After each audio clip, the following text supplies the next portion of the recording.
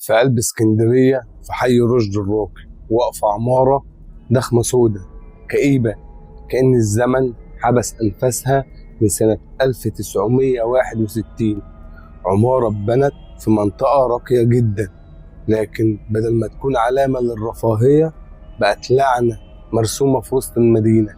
الناس سموها عمارة رشدي. قصص حقيقية، مقاطع مسربة، ألغاز غامضة. اشترك دلوقتي لو قلبك جامد. القصة بدأت سنة 1961 لما خواجة يوناني قرر يبني عمارة حديثة، أدوار عالية وتصميم كان غريب وقتها.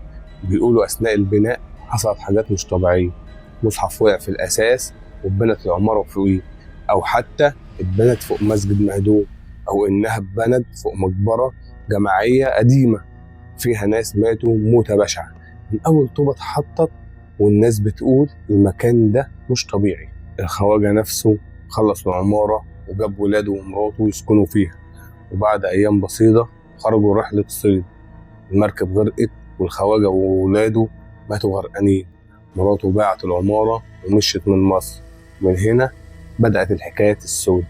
أول ساكن في الدور الأول مات في حريق غامض، ولحد النهاردة محدش يعرف إيه سببها. الدور التاني دكتور فتح عيادة جديدة وبعد أيام عمل حادثة عربية ومات. الدور التالت ست عجوزة كانت ساكنة لوحدها، لقوها مقتولة وجثتها متشوهة، ولحد النهاردة محدش يعرف مين القاتل. الدور الرابع شركة فتحت مكتب تجاري، وبعد أيام بسيطة الشركة أفلست وصاحبها انتحر. كل اللي يدخل العمارة يا يخرج ميت يا يخرج مجنون. في أوائل التسعينات شاب اتجوز وقرر يسكن مع عروسته في شقة من شقق العمارة. أول ليلة الحيطان نزلت دم والحنفيات جابت مية حمر، جم يهربوا البيبان اختفت.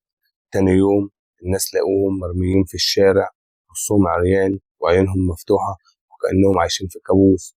ومن ساعتها محدش فكر يقرب من العمارة تاني. جابوا شيخ يقرأ قرآن على العمارة، لكن هو داخل لقى السلالم اختفت والأبواب اتبخرت.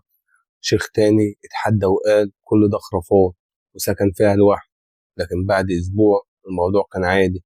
الناس قالت خلاص العمارة اتطهرت. بعد أيام لقوا الشيخ مرمي في الشارع وأساسه حواليه متكسر ولسانه مربوط، ومات بعدها بأيام قليلة. من 1961 لحد النهاردة وأكتر من 60 سنة محدش قادر يقرب من العمارة.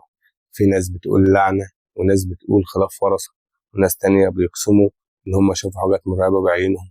لكن المؤكد إن عمارة رشدي سايبة أسرارها في الظلام، وسرها ده مستني ضحية جديدة يحكي الحكاية.